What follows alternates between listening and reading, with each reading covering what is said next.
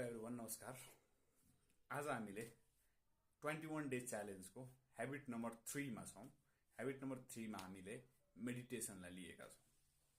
र मेडिटेसन भनेको के हो भन्दाखेरि तपाईले आफ्नो मनलाई काम गर्नु, शान्त गर्नु र बाहिरी दुनियाँबाट अलग गर्नु, आइसोलेटेड भएर पीसलाई फिल गर्नु, शान्तिलाई अनुभव गर्नु।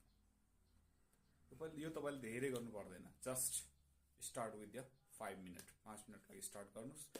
र यसको बारेमा डिफरेन्ट रिसर्चहरु भएको छ। डिफरेन्ट साइन्टिस्टहरुले भने एकजना अथर म्याथ्यू क्यालीले मेडिटेसनको बारेमा के भनेको छ भन्दाखेरि you can learn more in hours of silence than you can learn in the year from books.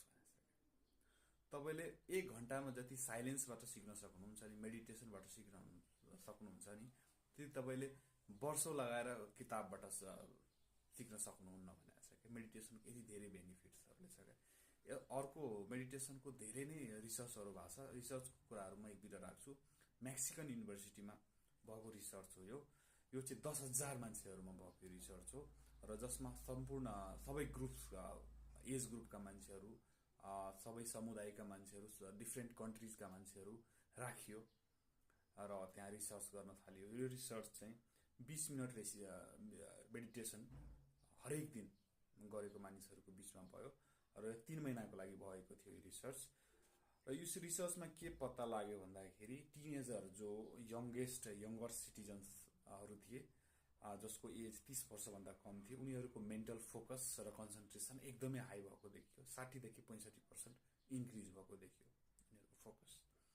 त्यस्तै जजमेन्टल क्यापेसिटी, जुन एउटा डिसिजन लिने क्यापेसिटी हुन्छ नि, मेच्युरिटी लेभल हुन्छ नि, त्यो कुरा चाहिँ 45% ले बढेको देखियो। त्यस्तै युथ्सहरु जो 25 देखि 50 वर्ष उमेर समूहका थिए, उनीहरुको मेच्युरिटी लेभल पनि बढ्यो, जजमेन्टल क्यापेसिटी पनि बढ्यो र रिजनिङ पावर चाहिँ 42 देखि 45% बढेको देखिन्छ।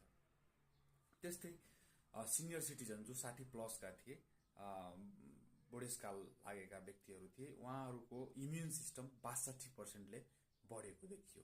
र यसरी तपाईले हेर्नुभयो भने मेडिटेसनको त हाईएस्ट लेभल अफ बेनिफिट्सहरु रहेछ। त्यस्तै ह्याप्पीनेस लेभल पनि हेरियो। माइन्ड्सहरुमा जो मेडिटेसन गरेका थिए उनीहरुको ह्याप्पीनेस लेभल 42 देखि 43% बढी थिए जो मेडिटेसन गरेका थिएनन्।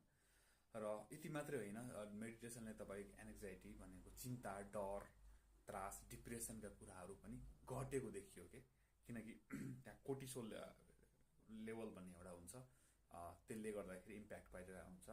त्यो डरहरु चाहिँ 62 देखि 65% ले घटेको देखियो, चिन्ताहरु, डरहरु।